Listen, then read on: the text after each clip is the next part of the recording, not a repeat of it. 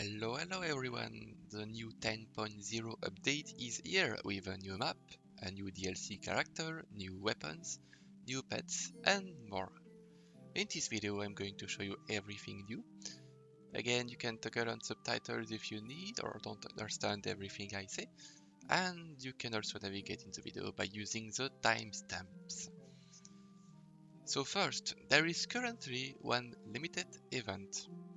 It's the new Radioactive core that you can get from Enmy's chest or even in the shop, but you'll get most of your cores from Enmy's. It's a temporary new item that will only drop during the months of January and maybe February or until the next update. It's an item that works kinda like the core you get at the end of winter maps. You can forge them when you have 44 of them at the core forge to create some big cores, which are working like the diamonds or the earth diamonds. And you can get this core mostly from Enmy. It's a random drop and you get a lot of them, so if you're doing an armor survivor run like Infested, Lover's Paradise, Spook Bay or any map like that, you'll get plenty of cores, on average at least 4 per waves. As I said, it's only temporary, so get ready to farm as many radioactive core as possible. If you're using multiple accounts to farm like me, have a new full-time job by checking everywhere on the map for radioactive cores. Radioactive cores is supreme quality. It was godly quality when the updated firstly drops, but the quality of life patch changed the quality to supreme, so it's easy now to see them on the minimap. So be sure that you can see the code on the minimap. To change that options, you can go here in the option menu and change the minimum displayed item quality to supreme. You can farm radioactive core on any map, but more mobs to kill per waves mean more radioactive core per waves. This means that moon-based survival, which is a map with the highest number of mobs per wave, can be a good choice to farm some radioactive core. If you want more info about the radioactive core and the big cores, you can check Tioran's video about it, link in the description. It's a 15 minutes video, but to be honest, I don't get how we can talk for 15 minutes about that when I resumed everything, every main info in around 2 minutes. But hey, if you like hearing him talking, then there's no need to complain. The new free map is Frostdale. It's the campaign version of the highly beloved challenge where you have to deliver presents. This map rewards call when you complete it. 1 call per character on Nightmare or 2 calls per character on Ruthless. You also get 2 new weapons. A Frost Rifles, which is a reskin of the Forest Rifle gun from Striking Tree, which is certainly the best DPS gun for Huntress, and both guns are doing the same. The damage is based on the projectile distance traveled, which means that if you want big damage, you have to stand as far as you can from the target. So, as I said, the gun is the same than Forest Rifle, but there are 3 differences. The first is that this gun will more oftenly roll with positive stats than Forest Rifle, which will make most of the Frost Rifles that you farm usable. And another differences are the rates. Forest Rifle plus rate are slightly worse than this, as you can see here. On Nightmare you get a plus Forest Rifle every 127 runs on average, and the plus Frost Rifles every 104 runs. So a plus Frost Rifle is more common than a Forest Rifle. One last difference is the base damage and damage per ups. The Frost Rifle will spawn with less base damage than the Forest Rifle. However, to counter that, the Frost Rifle has more damage per ups. This means that if you get a very high ups Frost Rifle, it can do more damage than the Forest Rifles. So to resume, more DPS, more positive stats, better plus rates, and on the easier maps to farm them, Frost Rifles it's totally killing Forest Rifle, making it the new best DPS and trace weapon to farm, which I find unbalanced in my opinion. I'm not a big fan of new items that are purely better than previous items in every way, but maybe there will be some balance change about that one day. The second weapon is the Staff of Frost, which is kinda a reskin of the Emerald Staff. Emerald Staff, which is one of the best DPS staff that roll with good stats and gives movement speed. The Staff of Frost is the same. It rolls with good stats, same projectile spread, which is important for DPS. It also gives move speed, and so it can be very good DPS staff or a good stat stick. I noticed two differences here. Emerald base damage is poisoned, but Frost staff each is generic damage. The damage color is a frozen blue, but it's just visual. It does generic damage. And second difference are the rates. On Nightmare, it's 1 out of 94 to get a plus Emerald Staff, versus 1 out of 71 to get a plus Frost Staff, which makes Frost Staff overall better than Emerald Staff. So this map gives two new best weapons to farm. Totally balanced, isn't it? The map also gives accessories. One accessory per split, and if you do the secrets, you can get +1 accessory per split on Nightmare, or +2 accessory on Ruthless. So up to 12 accessories in total at the end of your campaign Ruthless run, if you have 4 splits. How to do the secrets? To be quick, you first have to fly over here, to click on the book on the snow. Then it will ask you to find the Santa's toys, and there are 3 toys to find.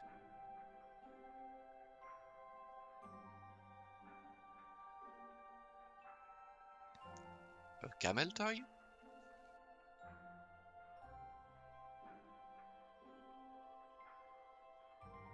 an Eevee toy,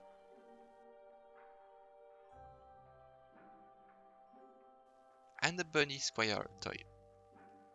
Once you collected them all, you will have to face a Nutcracker boss after the boss wave.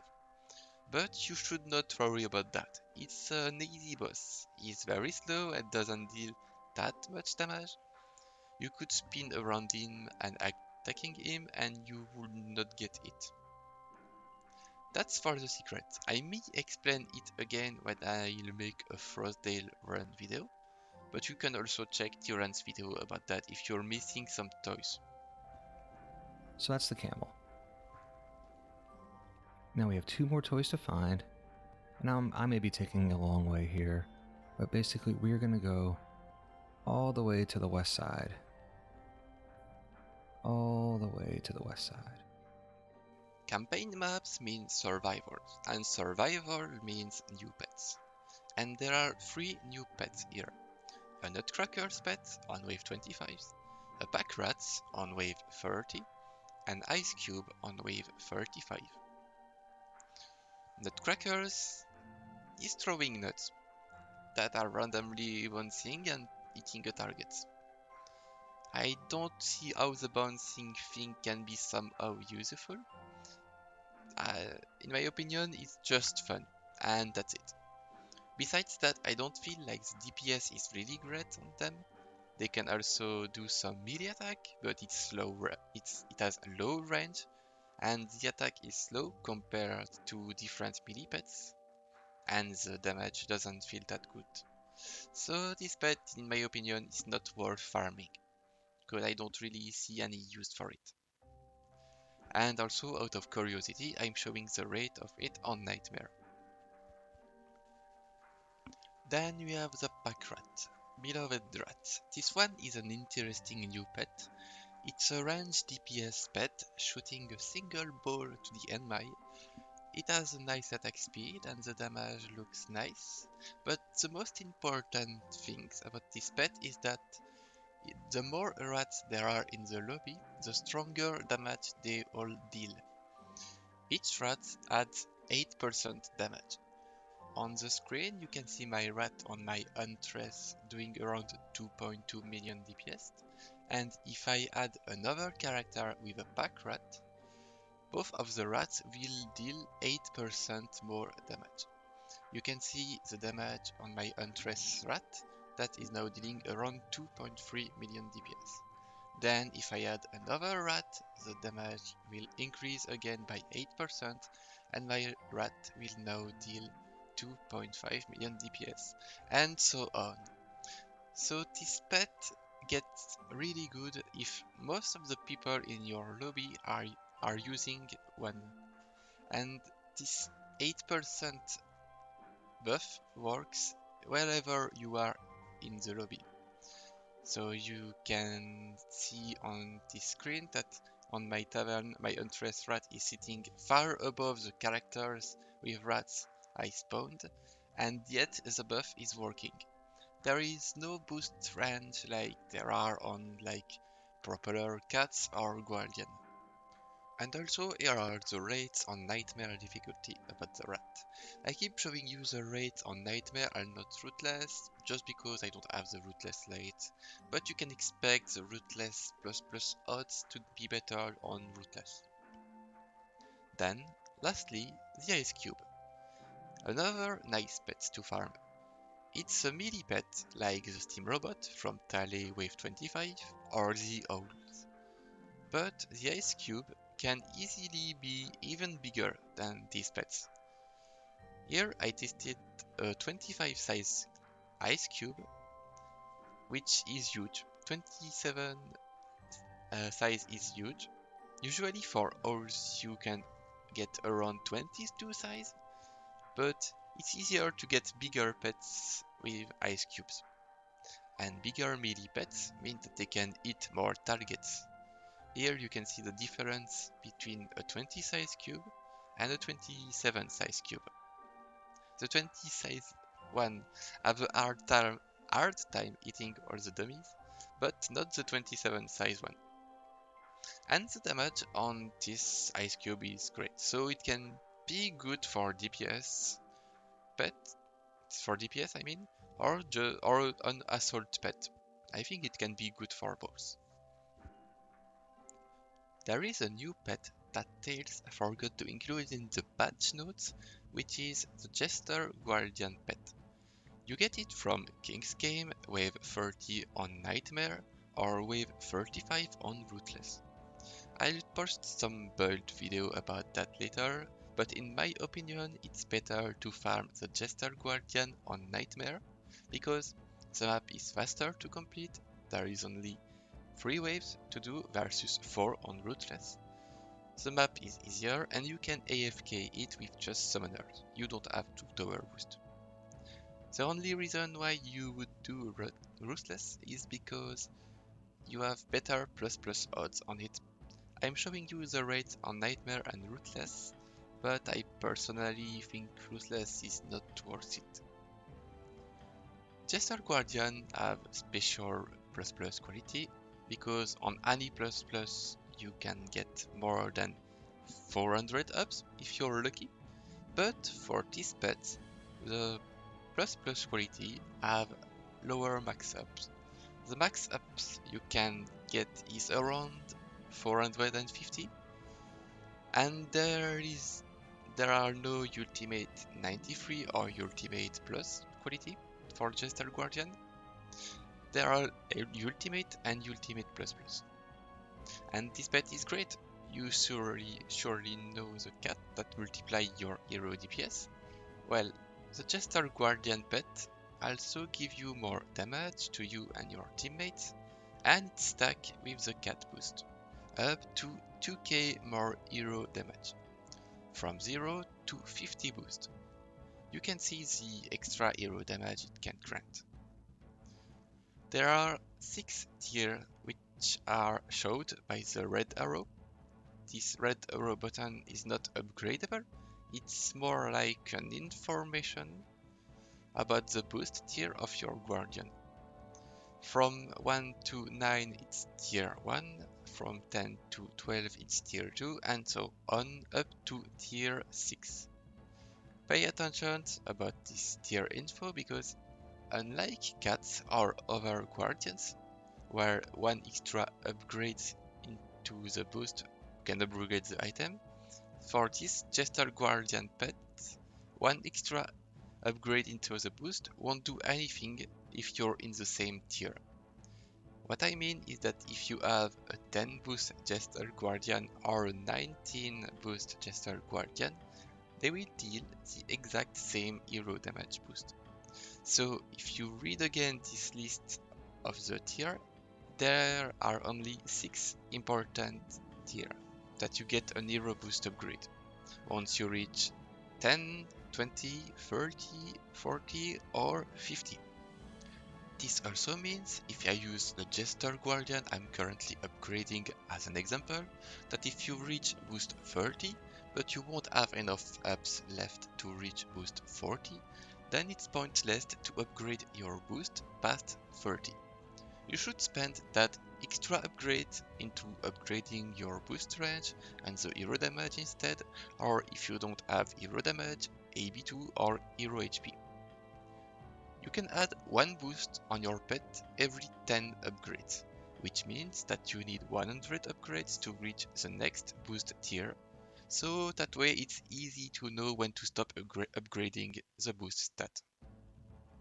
Another info, you can upgrade boost range every 5 upgrades, and this one caps when you reach 50.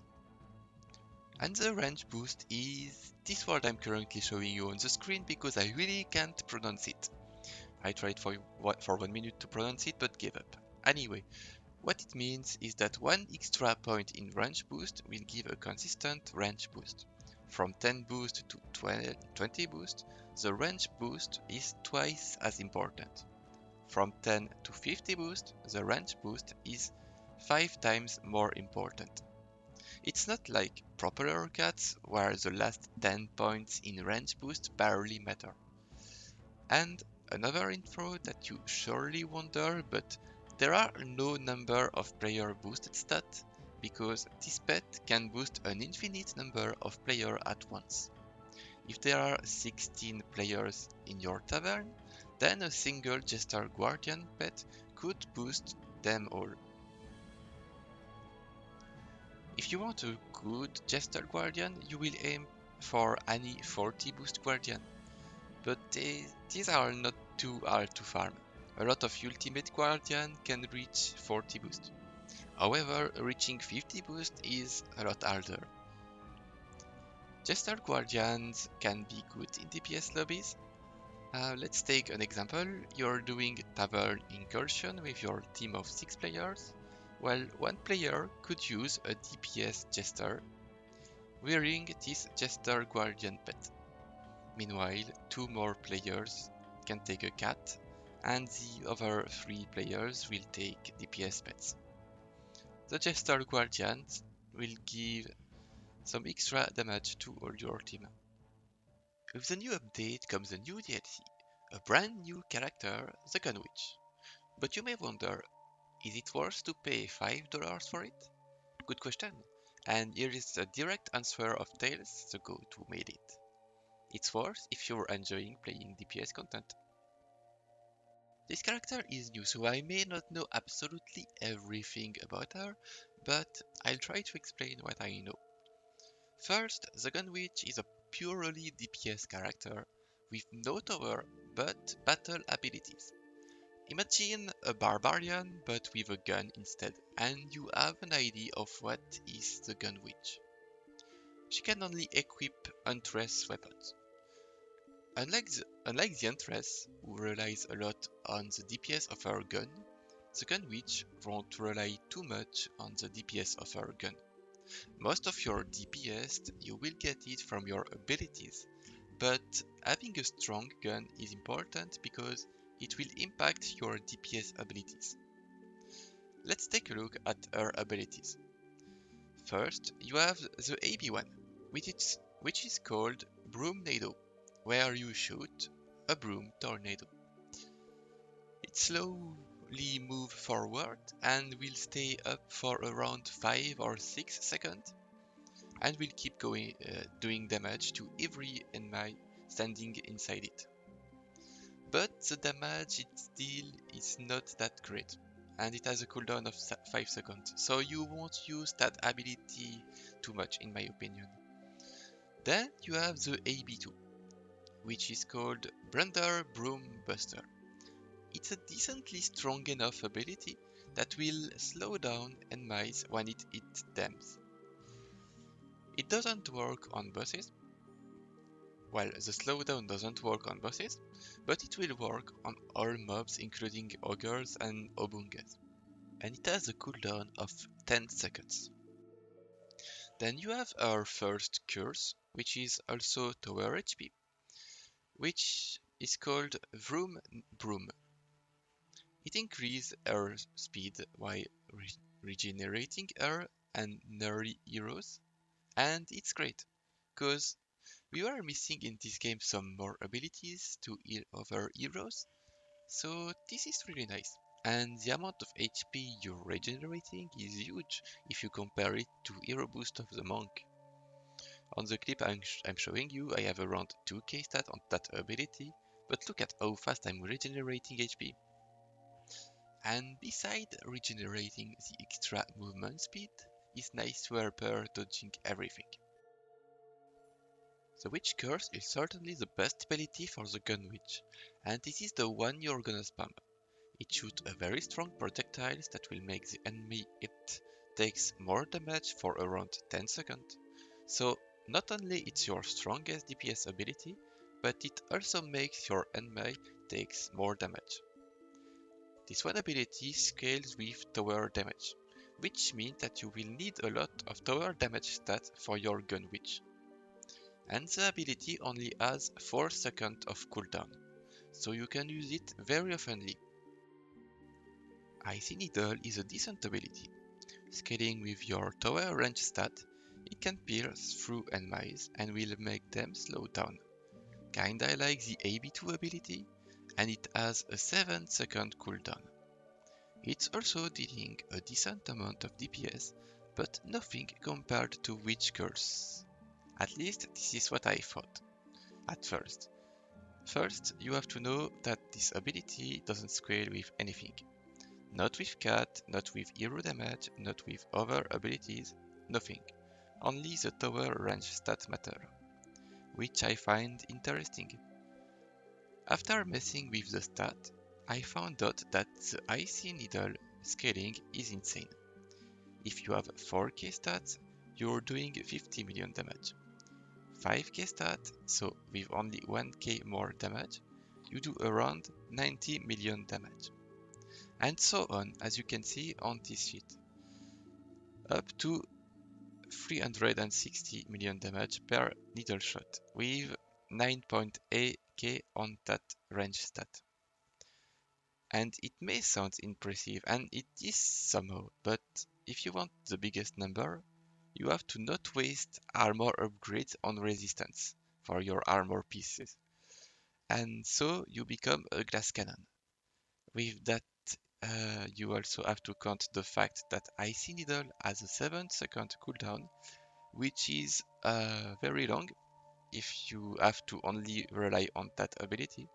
So in my opinion, it's not worth to fully spec into that stat. And I said earlier that it doesn't scale with anything, not even with Monk's Hero Boost ability, which means that this ability will only be strong if you're playing solo. On solo, it will be your second strongest ability. But with multiple players, this ability is very bad, and probably becomes your worst ability. Last ability, and another great ability, scaling with tower rate, is called 2 for the price of 1. When you press it, it will consume some mana over time, kinda like a tower boost or a hero boost. And every shoot or ability, except the Icy Needle, hitting an enemy will deal extra damage. And when you pair it with the strongest ability, Witch Curse, you can reach a godly amount of DPS. So, to reach a great amount of DPS, you will also want some tower rate on your Gunwitch. As the amount of mana it can consume per second can quickly become huge, you should manually disable that ability when it becomes too expensive. And the cooldown for that ability is 15 seconds. Also, I didn't talk about it, but the Gunwitch can fly, kinda like the Summoner or Super Legendary EV skin, but only for 7 seconds.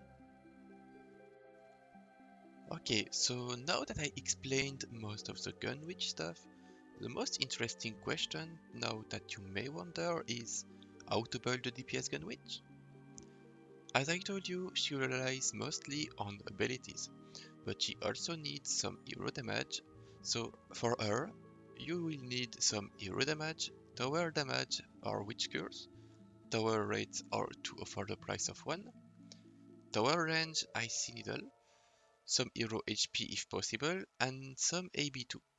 But the most important stats to get are hero damage, tower damage and tower rate, because most of your DPS will be done with your witch curse, and the two are for the price of one ability. Here on the screen is what I think is the best way to build a Gunwitch overall, as I explained, especially for multiplayer. If you're playing solo Gunwitch, then you may want to build her slightly differently. You will want more tower range as well, because Ice Needle is better if you're playing solo. But I'm not sure if there's a point to make two different DPS set Gunwitch. Both are similar, and the main three stats to focus on are the same. If I ever find another way to make Gunwitch, I'll make a dedicated video about it. There are two good guns I know for her. The first one is the Honey Gun that you get from Infested Runes. The second one is the Witch Broom from Halloween Invasion. That's the current two best Gunwitch weapon in the game. But maybe there's more. You won't use the Witch Broom the same way as the Honey Gun, and ideally you won't build your Gunwitch the same way for both weapons. But I won't go in detail about that because that's complicated and mostly a theory just for now. So, however, I can talk about the two main weapons. First, the Honey Gun. This one weapon with only 8 ammo in the magazine is bad if you shoot with it, which is why there is no point to shoot with it. If you use a Honey Gun, you will entirely rely on your abilities, especially Witch Curse, because when you use a Honey Gun, you're dealing so much more damage with a Witch Curse than with other weapons. You will also deal more damage with AB1 and AB2, but from my testing the damage increase is almost non-existent for these two abilities. So, to resume, on Gunwitch with Honeygun, or if the devs ever add another weapon similar to the Honeygun that deals a lot of damage with Witch Curse, but doesn't deal any damage when you shoot with it, you will be using Witch Curse with the 2 of the price of 1 ability, sometimes Icy Needle and AB1 and 2. And as you will never shoot with your Honey Gun, I think it's better if you respect your hero points into Witch Curse. You will deal a lot more damage that way. Then Witch Broom. This one weapon, unlike the Honey Gun, is really strong for DPS if you shoot with it. Your Witch Curse damage is still really good, but will do a lot less damage than your Honey Gun. So with Witch Broom, you will use both your abilities and your weapon to shoot at your enemies. So, to resume here, on Gunwitch with Witch Broom, or if the devs ever add another weapon similar that deals a nice amount of DPS if you shoot with it, you will be using the same abilities than Honeygun, but you will also shoot with your weapon.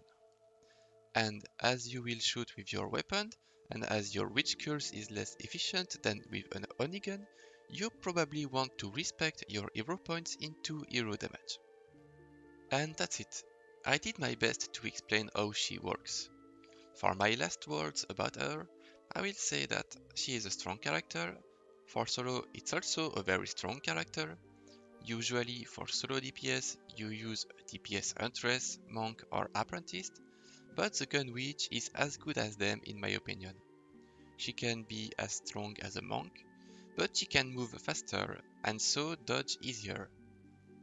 But as she's relying a lot on her abilities, she might run out of mana quickly if you don't pay attention to that part, because when you run out of mana, you become almost useless. I like her, and she will be really useful for some of the DPS content of the game. Jester's Wheel is another of the great change of this update. Some combinations got reworked and 4 new ones got added. The first one is Speed Up and Mice, which double and make movement speed for 30 seconds. And you do that with 2 mana tokens and 1 potion. This one is a bit tricky.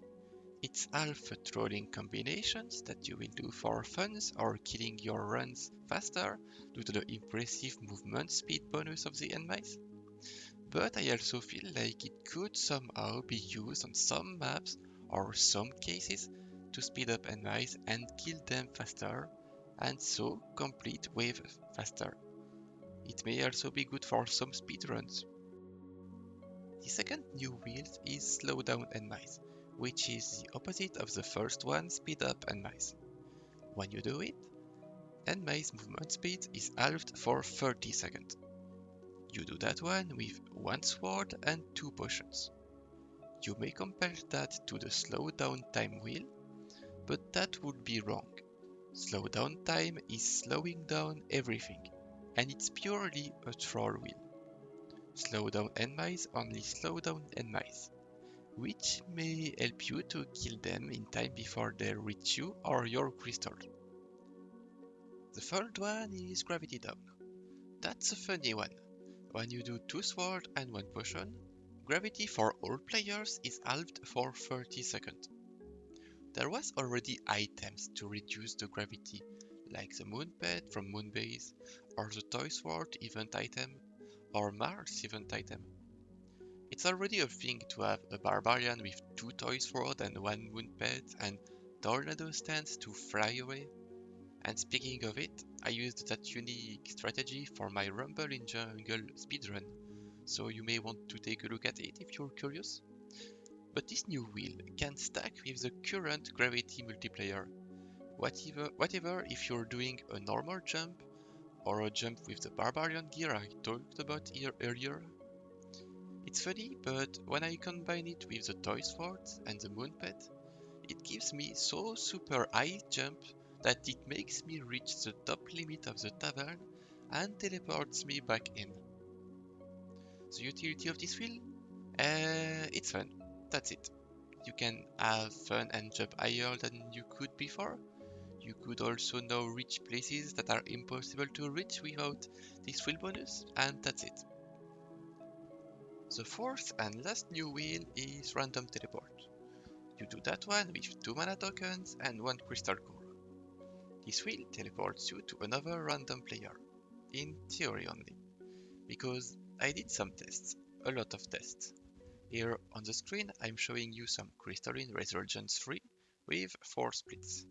I'm also adding the number of the split on the screen, from the first added to the last one added in the game. And yes, this info is important. Kiyomi is the last Jester I added in the lobby. And if you pay attention, every time, absolutely every time I'm using random teleport, it teleports me to Kiyomi. And this, whatever if I'm close to him or not, or if I'm closer to another character or not. And I even tested with my splits 2 and 3, but every time I'm using the teleport wheel, it always teleports me to Kiyomi. It will always teleport you to the last character that joined your lobby. I'm not sure if that's intended or if there will be a fix about that. My guess is yes, but it's a good thing to know for now. Some of you may wonder, the random teleports always teleports you to the last person who joined the lobby. Okay, but what happens if the last person who joins the lobby use random teleport? It will teleport him to the second to last person who joins the lobby, or the wheel will do nothing. To be honest, this part I'm trying to explain is probably gonna be fixed at some point. But anyway, this one wheel may have some very rare utility, like if you're stuck somewhere it can teleport you outside of this location, as long as there is another player on the map. There's no distance limit for the random teleport to work. I tried this on Crystalline Resurgence 3, and you can teleport to another player even if he's at the other side of the map. And that's it for the new wheels combination. Most of them are just fun, and you will rarely use them, but it's really nice to have them. There are also some new balance changes for the Jester wheels. One great first change is that the buff player wheel now stacks with the cat boost. Before they were both the same, and this wheel was useless because the cat boost was always stronger than the wheel boost. But now they can stack together, and that's important because now Jester is even more a support character than he used to be. In a group, if you're playing Jester, you will want to wheel the buff player combination very oftenly to grant to you and all your teammates a nice 10% damage boost. And the boost will last for 30 seconds, which is the wheel cooldown durations. So you could always keep that extra 10% boost up. Buff and Mice now last 30 seconds, so, so really be careful when you do that, cause that's a really deadly wheel that you should never do. It can easily kill your run. One huge change, the damage all wheel, which was the most used wheel and overpowered wheel, but it got a small nerf, but only on Ruthless difficulty. Now on Ruthless, hitting an enemy with the damage all combination will still do 50% damage, but doing another damage wheel to the same enemy will not kill him, but only do 25% damage. Then doing a third wheel will do 12.5% damage, and so on. So you won't be able to spam that wheel to kill everything on Ruthless, and this change is making big maps such as Crystalline Dimension or Crystalline Resurgence or even some challenges like the Ogre Crush challenge harder. But that's not the end of these combinations. Doing a single damage all wheel is still very strong, but it won't be able to kill everything like before. Downgrade and upgrade tower combinations got a buff. They now fully scale with AB2, and if you somehow make a dedicated AB2 Jester and reach 10k AB2, you can automatically upgrade or downgrade up to 11 tower at a time. Just useless, because 11 upgrades is not that high and you want to keep your wheel for better use, like a damage or a kill percent or a buff player. Plus, upgrading 11 towers manually is very fast. So sadly it's an improvement from what it used to be, but that wheel combination is still bad. Stun and Mice got buffed as well and now affects every Enmise. If I'm not wrong, before it was not affecting some Enmise like Ogres, but not anymore. It can get some uses I guess, but in my opinion, it's better to use some damage or kill percent or even slow down enemies than this combination. And finally, one very last important change to the wheel. The kill percent got a nice buff to balance with the nerf of the damage all. Now it can kill more enemies, making it a great choice to kill the last stuck mobs or late ogres at the end of the wave. And that's it for the Jester wheel changes. If I had to resume quickly the most interesting of them that you have to remember, then there is the nerf of the damage all wheel on Ruthless only, the buff of the kill percent, and the new buff player rebalanced wheel. That's the three most important changes. And that's it. It's over. I went through all the main new things or changes for this update. There are still some extra changes that I didn't talk about, as you can read them here on your screen, but I don't have anything to say about them. They seem self-explanatory enough to me. So I really hope that you liked this video, this 40 minutes video, which is way too long in my opinion. But what can I say about that? There was a lot to talk about and explain about this new update. I never ask for a thumbs up, but this time if you liked this video, I'd really appreciate one, because you don't really want to know the time it took me to do all my tests, my records and edit this video. And I'm considering not doing this kind of video anymore for the next update because of that. That's why I'm asking you if you enjoyed it. Last word, a big thanks to you who watched this video until the end, and also thanks to the people who were in my records. As you can see, I tried to record some random moments with some of you, and I really found it fun. Anyway, thanks again and see ya for another video.